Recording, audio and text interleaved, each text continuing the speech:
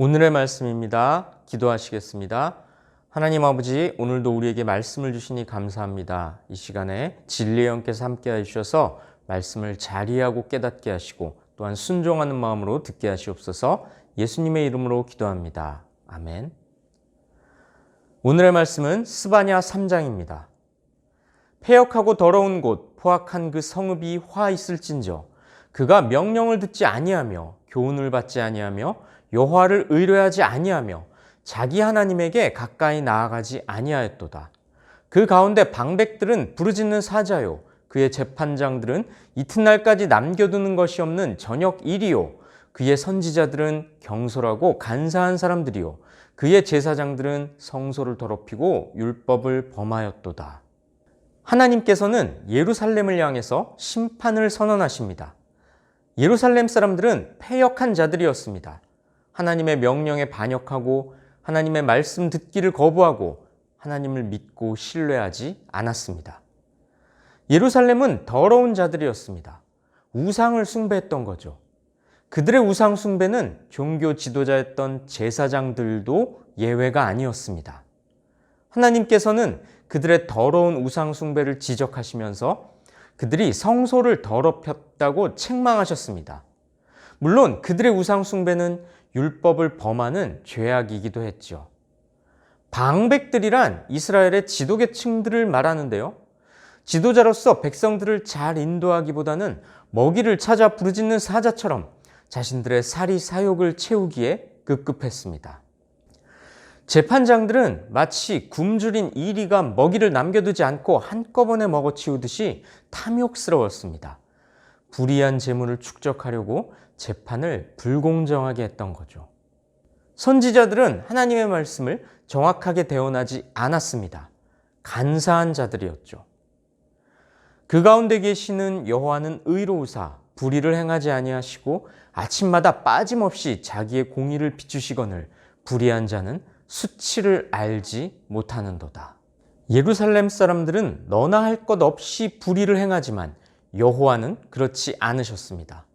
아침이 되면 어김없이 해가 돋아 빛을 비추는 것처럼 당신의 공의를 드러내십니다. 하지만 예루살렘의 불의한 자들은 부끄러운 줄도 모르고 죄를 저지르는 거죠. 하나님께서 그런 예루살렘에게 뭐라고 훈계하실까요? 내가 이르기를 너는 오직 나를 경외하고 교훈을 받으라. 그리하면 내가 형벌을 내리기로 정하긴 하였지만 너의 거처가 끊이지지 아니하리라 하였으나 그들이 부지런히 그들의 모든 행위를 더럽게 하였느니라. 나 여호와가 말하노라. 그러므로 내가 일어나 벌할 날까지 너희는 나를 기다리라. 내가 뜻을 정하고 나의 분노와 모든 진노를 쏟으려고 여러 나라를 소집하며 왕국들을 모으리라. 온 땅이 나의 질투의 불에 소멸되리라. 만약 예루살렘이 하나님을 경외하고 죄로부터 돌아선다면 이미 심판하시기로 작정하셨지만 뜻을 돌이키시겠다고 멸망시키지 않으시겠다고 타이르십니다. 하지만 그럼에도 불구하고 예루살렘은 계속해서 악을 행합니다. 그러므로 하나님께서는 마침내 예루살렘에게 심판을 선언하십니다. 열국, 다시 말해 이방 나라들을 동원해서 예루살렘을 심판하시겠다는 뜻을 정하신 거죠.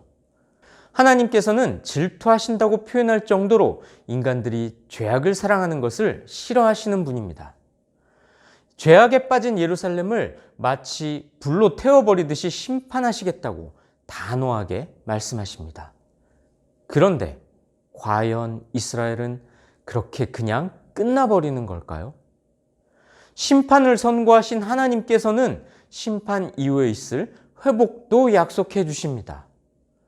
그때 내가 여러 백성의 입술을 깨끗하게 하여 그들이 다 여호와 이름을 부르며 한 가지로 나를 섬기게 하리니. 여기서 그때란 심판 이후의 때를 가리키는데요. 하나님께서는 심판을 통해서 인간들로 하여금 회개하게끔 이끄실 겁니다. 그들의 입술은 하나님이 아니라 우상을 찾고 우상에게 노래하던 악한 입술이었는데요. 심판 이후에는 모두 여호와 이름을 부르며 여호와를 섬기게 될 겁니다.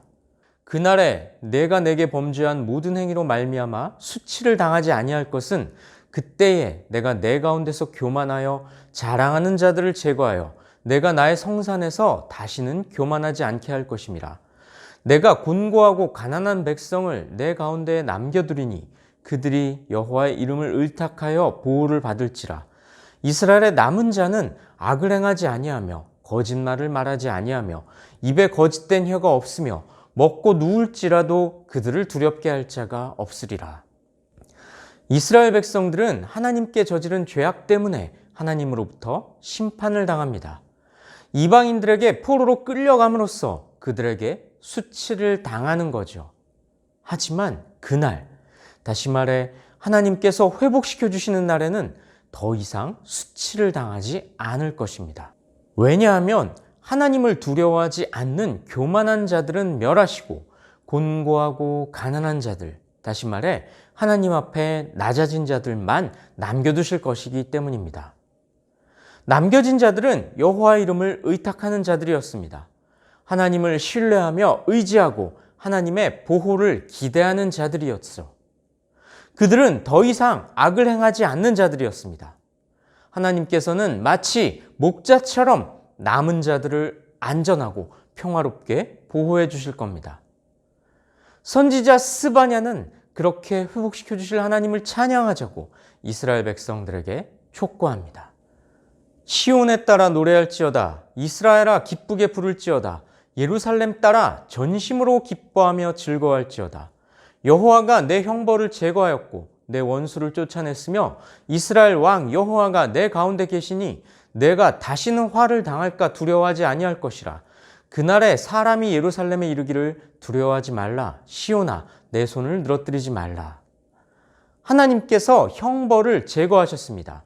이스라엘의 남은 자들에게는 더 이상 심판하시지 않는다는 거죠. 이스라엘의 원수를 쫓아내셨습니다. 하나님께서 이스라엘을 심판하실 때 이방 나라들을 도구로 사용하셨지만 심판이 끝났으니 이방 나라들을 쫓아내신다는 거죠. 이스라엘의 왕 하나님께서 남은 자들의 왕으로서 보호자가 되어주시니 더 이상 악한 일이나 재앙을 두려워할 필요가 없게 되었습니다. 손을 축 늘어뜨리듯이 절망이나 낙심할 필요가 없게 된 거죠. 하나님께서는 심판 이후에 있을 회복을 다시 한번 약속해 주십니다. 내가 절기로 말미암아 근심하는 자들을 모으리니 그들은 내게 속한 자라. 그들에게 지워진 짐이 치욕이 되었느니라. 여기서 절기란 율법에 기록된 절기들을 가리키는데요. 하나님의 심판을 받은 이스라엘은 이방 나라들의 포로로 끌려가야 했습니다. 당연히 자기들이 지켜오던 절기를 타향에서는 지킬 수 없었죠. 그 때문에 근심해야 했습니다. 치욕스럽기도 했겠죠. 이스라엘은 무거운 짐을 진 것처럼 애통해야 했습니다.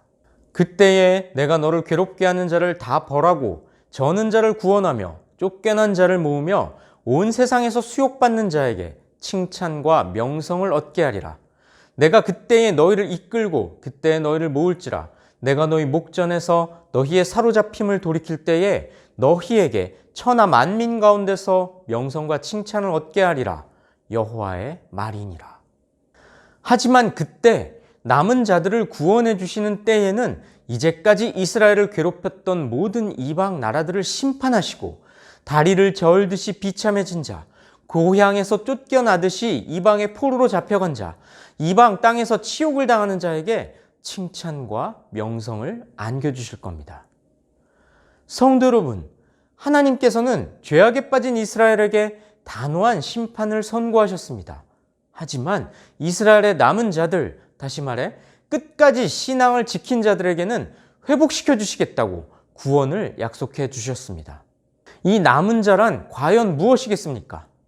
오늘날 세상의 불의와 타협하지 않는 자, 세상의 유혹에 넘어가지 않고 끝까지 신앙을 지키는 자를 가리킵니다.